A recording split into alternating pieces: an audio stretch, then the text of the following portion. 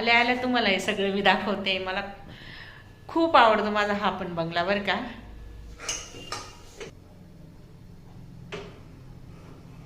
Mrs नाशिकर चॅनलवर आपले सगळ्यांचे पुन्हा एकदा स्वागत आहे. चला तर मग आजच्या व्हिडिओ व्लॉगला सुरुवात करूया.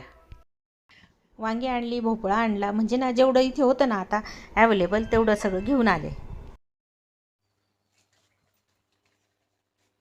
त्यांचं समाधान होस्तोर ते काम करतात. मी सांगितलं होतं आज आपण म्हटलं छान आराम करूया, हळूहळू स्लो स्लो सगळे कामं करूया म्हटलं, पण नाही, मला माझं काम पूर्ण करायचंय. मी माझ्या पक्ष्यांसाठी व्यवस्था करून जाईल म्हणे. आओ खैरनार साहेब, तुम्ही एक पायाची पॅन्ट केली खाली. कोण आहे तुम्ही? थांबा थांबा, इकडे बघू द्या.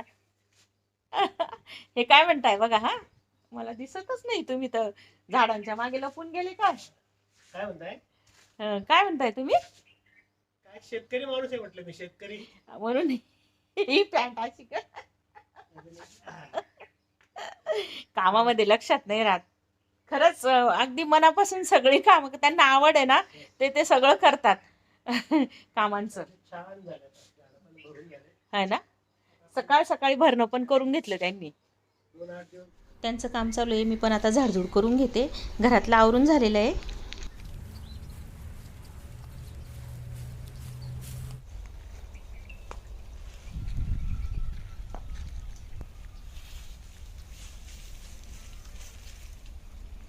झाडझूड मला ना या बादल्या पण घासायच्या होत्या, मग त्याच्यामुळे काढल्या. आणि एक सोल्युशन मी आपलं घरच्या घरी बनवते. हारपीक टाकते, 2 ते 3 चमचे अंदाजाने टाकते. मी रोज वापरायची कपडे धुण्याची पावडर असते ना, ती टाकते 2 ते 3 चमचे.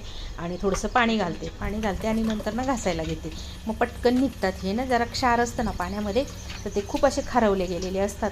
जवळजवळ 8 दिवसात ना असं एकदा घासून घ्यावं लागतं, नाहीतर ना खूप खराब होऊन जातात.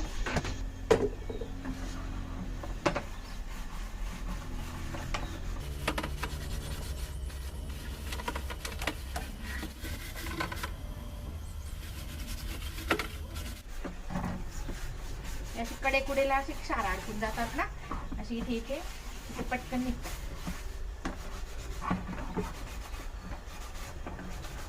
लावून झालं का लगेचच धुवून घ्यायची बाजू.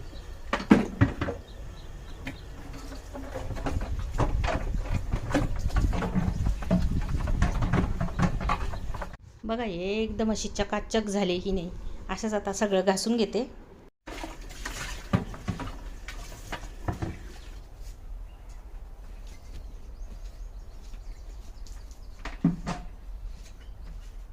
चला आता आंघोळीचे स्टूल, बादल्या सगळं असं छान असं घासून झालेलं आहे.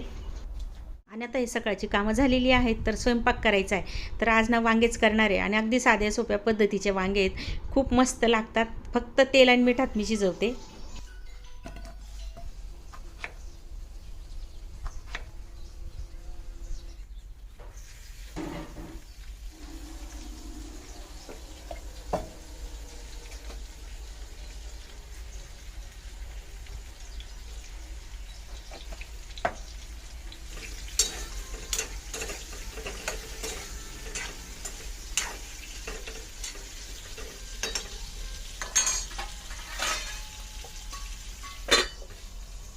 मस्त सुक्की वांग्याची भाजी आणि त्याच्याबरोबर गरमागरम बाजरीच्या भाकरी.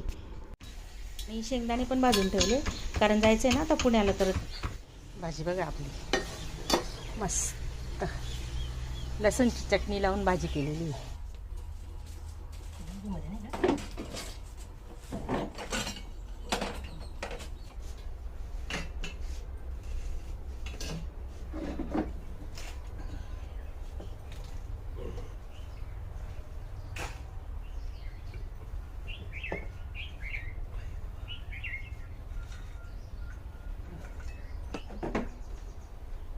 ज्या मंडळी जेवायला या जेवायला. मस्त भरलेली वांगी आज आमच्याकडे. फक्त लसूण तिखट. Yes, farm fresh. या जेवायला. यस, या जेवायला. हा चकल्यांचा व्हिडिओ तुम्ही बघितलाय ना, अगदी मस्त चकल्या होतात बरं का या. आणि साबुदाणा भिजवायचं काम नाही, काय नाही, अगदी पटकन मनात आलं तेव्हा तुम्ही या चकल्या करू शकतात. आणि ह्या पण अगदी तशाच बरं का. अगदी 1 तास साबुदाणा भिजवला होता आणि हा तर दळून केलेले आहेत. तर व्हिडिओ तर तुम्ही बघितलाय तसा. चला तर मग आता हा व्हिडिओ आपल्याला पूर्ण डिटेलमध्ये सरलास किचनवर येईल आणि त्यावेळेस नक्की बघा बरं का. तर आता ह्या चकल्या तळून आणि तो व्हिडिओ पण कम्प्लीट करून घेते. सगळं सकाळचं काम माझं आवरून झालं, जेवण वगैरे झालेलं आहे. आता एवढं केलं की मी थोडा आराम करणार आहे. चला आपल्या चकल्या बघा किती छान झालेल्या आहेत, 1 नंबर, अगदी मस्त.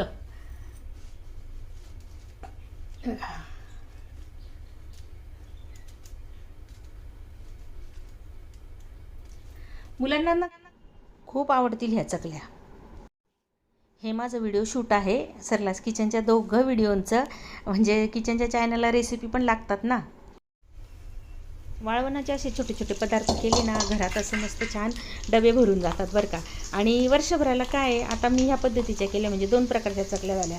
परत मी ना जरा वेफर्स पण केलेले होते, ते तुम्ही बघितले. मी जात होते त्यावेळेस मी खाटेवर वाळत घातलेले होते. आणि असं कसं मग थोडं थोडं जरी आपल्याला करायला मिळालं ना, म्हणजे जास्तीची मदत कोणाची नसली तरी आपण एकटे व्यक्ती पण असे हे थोडं थोडं वाळवणाचे पदार्थ सहज करू शकतो. आणि त्यासाठीच माझी ही धडपड असते की ते पण दाखवूया.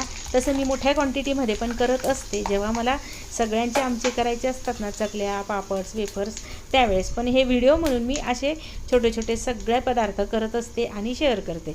तर चला आता हा व्हिडिओचा ना हा शेवटचा शॉट होता की तळून कशा होतात, किती फुलतात. आणि मला तुम्हाला दाखवायचं होतं. बघू शकता ह्या कढईतनं छोटीशी चकली होती, तीसुद्धा मला बाजूला ठेवावी लागली. 2 वेळा मला हा ताट पुढे करावा लागला, मागे करावा लागला. म्हणजे असं हे व्हिडिओचं शूट असतं. आता ह्या ज्या दळून केलेला साबुदाणा होता आणि त्याच्या चकल्या पण 1 नंबर झाल्या. आणि 1 तास भिजवून ठेवलेल्या साबुदाण्याच्या पण चकल्या अगदी भारी झालेल्या आहेत. दोन्ही व्हिडिओ खूप मस्त झालेले आहेत. व्हिडिओ म्हणण्यापेक्षा पदार्थ खूप छान झाले आहेत. तुम्ही पण नक्की करून बघा.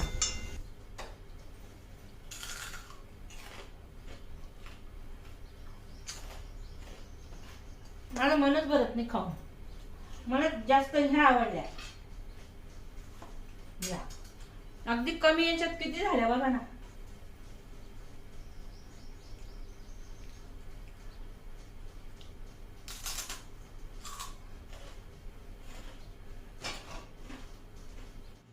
आणि नाशिकहून अजून कुठे जाणार आहे आम्ही ते पण तुम्हाला मी शेअर करेन पुढे.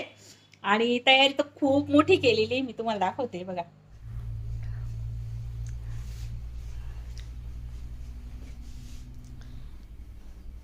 एवढी तयारी करून कुठे चाललोय, पुढचे व्हिडिओ बघत राहा म्हणजे तुम्हाला नक्की लक्षात येईल की आम्ही कुठे चाललोय. आणि तसं सांगणार आहे ना, असं थोडी आहे.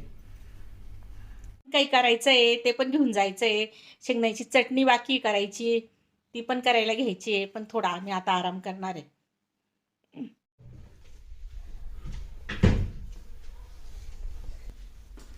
कुठे निघाले करणार सर? चला आता ठेवायचे बॅगा.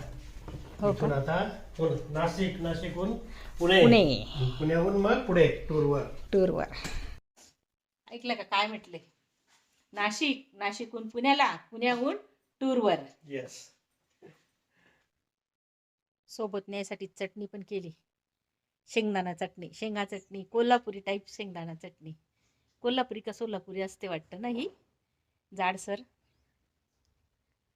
सोबत ही आता बरणीमध्ये भरून घेते. काय करताय? नेहमीसारखी वाटणी.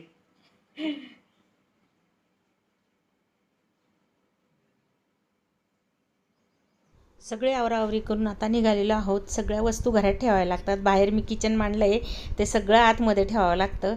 आता आम्ही फायनली निघालेलो आहेत.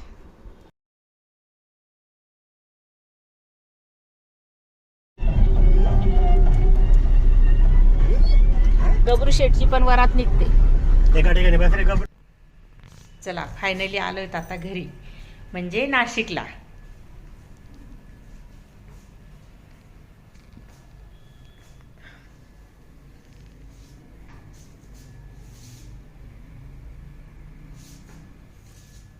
हे आहे आपलं नाशिकचं घर. खूप दिवसातून बघताय ना तुम्ही. किचनमध्ये जाऊया. आल्या आल्या तुम्हाला हे सगळं मी दाखवते. मला खूप आवडतो माझा हा पण बंगला बरं का.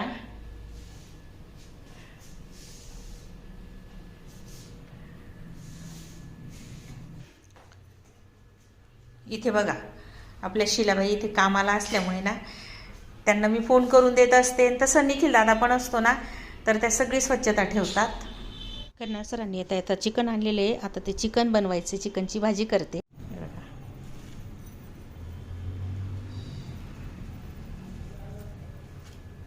आता फक्त रस्सा भाजी करायची आणि जेवण होतील. यस.